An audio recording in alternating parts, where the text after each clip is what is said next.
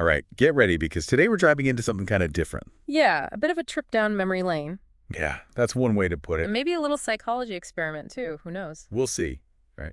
But okay, you guys sent in a fascinating collection of Hmm. Bitcoin obituaries. Wait, Bitcoin Yeah. obituaries? Yeah, you heard right. Like people writing Bitcoin off? Exactly.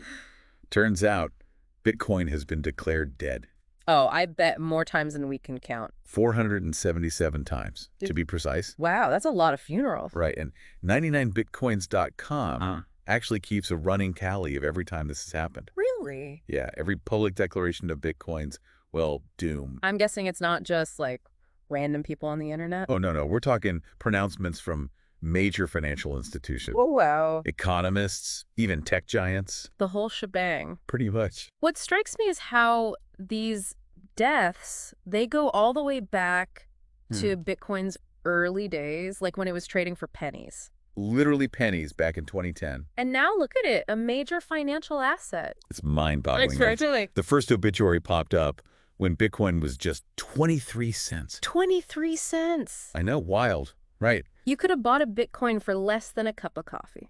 Exactly. So where are we going with this? Well, we're going to go through this whole timeline of Bitcoin deaths. Okay. See what's behind them.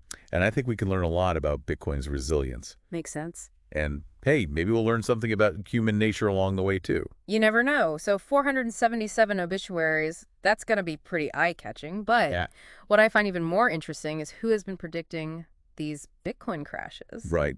We're talking some of the biggest names in finance and business. Oh, absolutely. Like, remember Jimmy Dimon, Oh, yeah, JP Morgan Chase. the CEO? What did he say back in 2017? He called Bitcoin a fraud. Classic. But then, get this, Why- JP Morgan starts offering Bitcoin-related services to its clients. I mean, it's kind of ironic, isn't it? Oh, totally. It really shows how complicated things are, this whole relationship institutions have with Bitcoin.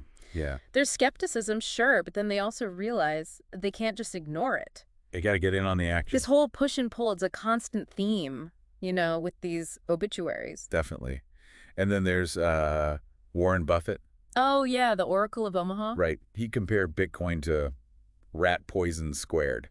Not exactly a glowing endorsement. No, not at all. But what's really interesting is that these doomsday predictions, they always seem to happen when something big goes down in the Bitcoin world. You're right, like market crashes, regulatory crackdowns. Or even those tech challenges they sometimes have. Like in 2018 when Bitcoin's price took a nosedive. Tons of death predictions then. Yeah, it's almost like clockwork. Fear and uncertainty hit the market.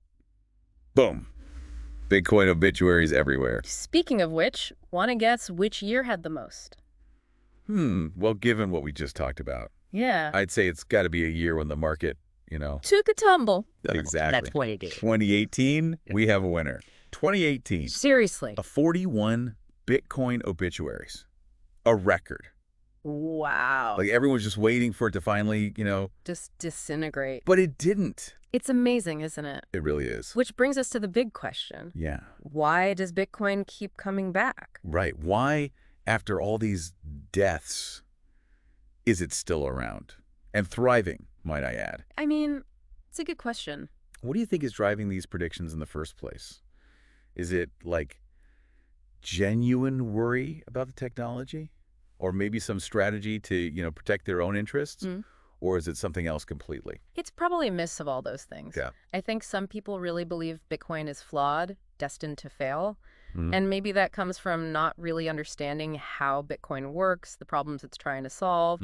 Others might be trying to, manipulate the market with those pronouncements. Oh, interesting. Or protect their own piece of the pie in the traditional financial system. And then there's that whole psychology thing, right? Okay, let's get into that. So how do you think human psychology and herd mentality play into all this? Well, people were wired for fear and greed. Makes sense. When Bitcoin's soaring, everyone gets caught up in the hype. Right. Overlooking the risks. Exactly. And then when the market drops, that fear kicks in. Panic selling. And of course, predictions of Bitcoin's demise. It's like a self-fulfilling prophecy, right? The more people say it's dying, Exactly. the more it impacts how everyone feels, Which messes with the price. at least for a bit.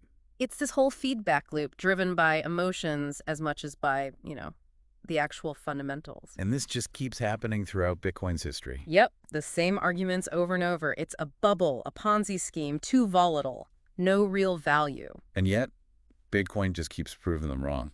The underdog story, but with digital currency. It's pretty wild. So how does it keep overcoming these challenges? What's the secret sauce? I think that's where the genius of Bitcoin really comes in. Yeah. Its decentralized nature, that's a big part of its resilience. Okay. There's no single point of failure, no one authority that can be manipulated or shut down. That's a huge contrast to, like, our traditional financial systems. Huge. It's like a network versus a hierarchy. Right. Way harder to take down a network because there's no one central point to attack. Exactly. And then you have this passionate community behind Bitcoin. Yeah.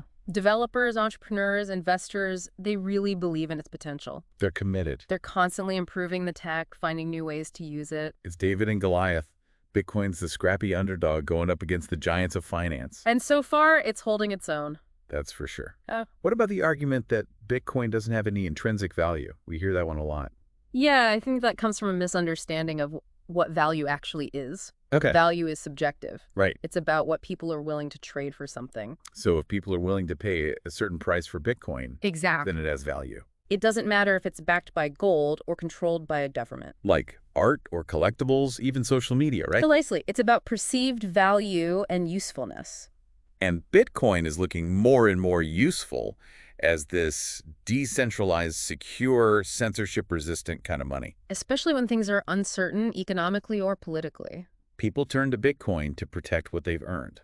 And to stay financially free. It's amazing to watch Bitcoin grow from a fringe experiment into this globally recognized asset. It really is. But it's still so controversial, always facing criticism. Why do you think that is? Why do you think? Well, it challenges the way things are. Yeah. That can be unsettling for those who benefit from the current system. Right. Bitcoin disrupts power structures, brings in a level of transparency that some see as a threat. So it's not just about the tech. It's about power and control. Bitcoin's kind of shifting that balance. Yeah. Which is both exciting and scary. Definitely. And that might be why it's such a divisive topic. It makes us rethink our ideas about money, about finance, even power itself. Big stuff. It really is. So what do all these deaths and comebacks tell us about disruptive technologies in general? Is Bitcoin special, or do we see this with other innovations? Oh, it's definitely not unique to Bitcoin. Yeah. Throughout history, new tech that shakes things up, Mm-hmm. it almost always faces pushback, skepticism. Especially when it threatens those in power. Yeah. Or the way we think, right? Exactly. Think about the early days of the internet. Oh, good point. Or even the automobile. People hated on those. Tons of resistance, predictions of failure. People like things the way they were. Comfort zones. Exactly. And these new technologies were like, nope, things are changing. It seems like we're wired to resist change. Makes sense. Especially when it feels unpredictable. Yeah, like, I don't know what's going to happen, so I don't like it. The unknown can be scary. So how do we navigate this world of disruptive technologies? Like, how do we figure out what's good and what's not? Especially with something as complicated as Bitcoin. That's a great question. I think it starts with critical thinking. Okay. Being willing to question what we think we know. And what others tell us, too, right? Right. Not just blindly following the crowd or dismissing something new. Because it's unfamiliar. Yeah, we got to be open to new possibilities. But also skeptical. Do our own research. Exactly. Understand the potential benefits, but also the risks. All right, so that wraps up part one of our deep dive into Bitcoin's deaths. You've covered a lot. We have, from the history of these pronouncements to the psychology behind them. Barely scratched the surface, though. I know, right? Welcome back to our deep dive into, well... Bitcoin obituaries. Yep, those. Before we go any further, it makes me wonder if some of these predictions of Bitcoin's doom, are they kind of like a form of resistance? Oh, interesting. From the, the powers that be? That's a really good point. And honestly, it's a debate that's been going on for a while within the Bitcoin community. I bet. I mean, if Bitcoin is truly disrupting the system, wouldn't those who benefit from the current system want to put a stop to it? Exactly. Right. It'd be kind of naive to think everyone's all happy about this disruption. Yeah, I think we see some hints of that in these pronouncements. Like what kind of hints? Remember early 2024 when the European Central Bank... The ECB? Yeah, they declared that Bitcoin had failed to become this decentralized global currency. Right, right. And at that time... Bitcoin was doing pretty well, wasn't it? Yeah, the price was around $51,000. Not exactly a failure. No, not really. But didn't the ECB say something else a while back about Bitcoin becoming irrelevant? Oh, yeah, late 2022, right? An ECB official basically claimed Bitcoin was on its way out. Makes you wonder It does, doesn't it? if it's coordinated or just, isolated skepticism. It's hard to say for sure, Yeah. but it is interesting how some of the loudest critics Mm. are the ones who stand to lose the most. Right, like traditional banks? Exactly. If Bitcoin goes mainstream as this alternative financial system, it could disrupt everything for them. Yeah, their whole infrastructure. So it's understandable that they might see it as a threat. Right. If you can't beat them, discredit them. Something like that. But we should be fair here. Of course. There are legitimate concerns about Bitcoin too, right? Oh, for sure. No technology is perfect. Exactly. And Bitcoin's no different. It's got challenges like scalability, energy consumption. And then there's the whole regulatory uncertainty. Right. Those are all valid points to talk about. We need to acknowledge them. Definitely. So it's not all doom and gloom then. Not at all.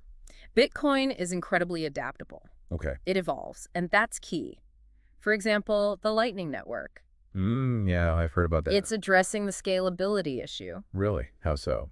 Well, it makes transactions much faster and cheaper. I'm all for cheaper transactions. Right. So for those who aren't super technical, Like me. think of it as a second layer on top of the main Bitcoin blockchain. It handles smaller transactions off-chain, so the main blockchain is free for the bigger stuff. So it's like a separate highway for those smaller transactions. Exactly. That's a great way to put it. So it just makes everything more efficient. Exactly. It improves Bitcoin's overall scalability. That's pretty cool.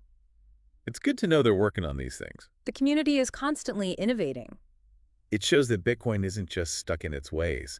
It can change and improve. Exactly. And that's one of its biggest strengths. Right, because it's not controlled by one company. One government. It's decentralized. A shared vision driving this whole network.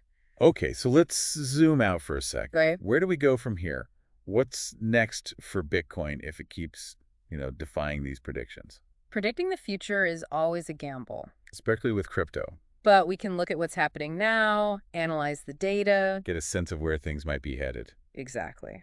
So what are some of the big trends you're seeing right now? Well, I think the biggest one has to be the institutional adoption. Oh. More and more companies, investment firms, even countries, adding Bitcoin to their portfolios. it's becoming more mainstream. Like BlackRock, remember? The world's largest asset manager. They filed for a Bitcoin ETF back in 2023. That was huge, a real signal that Wall Street was taking notice. Yeah, mainstream finance was like, okay, maybe this is something. And while that ETF faced some regulatory roadblocks, It didn't get approved, right? not yet. But it shows that institutional investors are getting more comfortable with Bitcoin. So does this mean the end of the Bitcoin obituaries? I wouldn't bet on it. Really? As long as Bitcoin keeps disrupting things, Yeah. there will always be resistance, people predicting its downfall. So maybe it's just part of the process? The Obituaries, a testament to its disruptive power. Like reverse psychology, almost. Kinda, yeah. But beyond all the hype and the drama, there's a Mhm. bigger question. What's Yeah. that? What is Bitcoin's true potential? What could it mean for the future of finance, for society?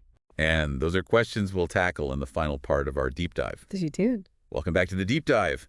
We've gone through a lot. We have Bitcoin's deaths, the reasons behind them, and how resilient this tech really is. And now, I think it's time to look ahead. To the future. Right, we've seen Bitcoin go through it all, and it always comes out on top. Defying the critics time and time again. So it makes you wonder, what's next for this, I guess you could say, unstoppable digital currency? That's the million-dollar question. It really is. Yeah. We've talked about the challenges, but what about its potential, Yeah.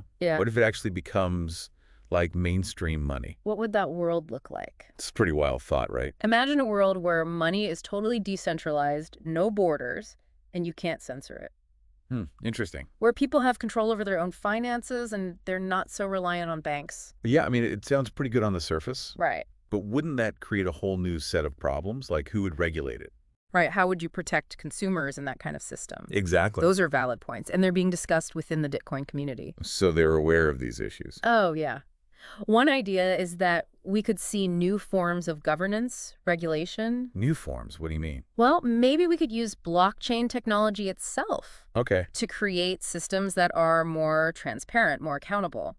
So instead of relying on central authorities, we could have these decentralized community-driven systems Exactly. to manage and regulate the whole Bitcoin ecosystem. It's a radical idea, but it's gaining traction. It's definitely different. Yeah. And it's not just about regulation, right? No, we could see totally new financial products and services. Like what?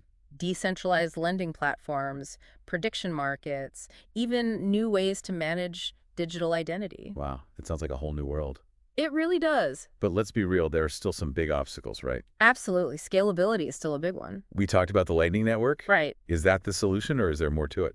It's definitely promising, and it's already being used. Okay. But it's early days. We'll have to see how it plays out in the long run. Okay, so scalability is one thing. What else?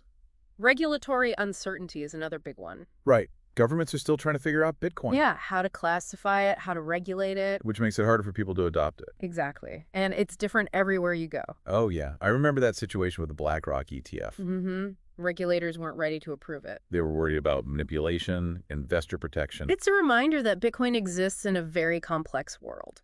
That's for sure. Mm-hmm. So the future of Bitcoin is still pretty uncertain. Very much so. It's this push and pull between innovation and regulation. Between disruption and the status quo. That's a great way to put it. And how this plays out will determine if Bitcoin reaches its full potential. Or if it just, fades away. Exactly. So we've explored a lot today. We have, from the funny stuff to the big questions. It's been a journey. It really has. Yeah. So what's your take on all this? Do you think Bitcoin is here to stay, or is it just a fad?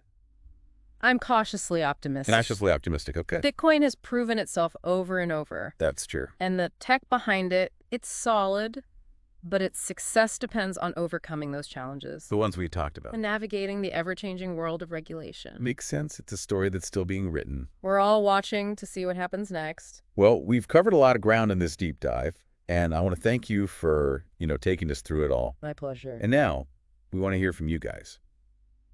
Do you think Bitcoin has the power to change the financial system? Is the next death just around the corner? Or is Bitcoin truly here to stay? Let us know what you think, and until next time, keep exploring, keep learning, and keep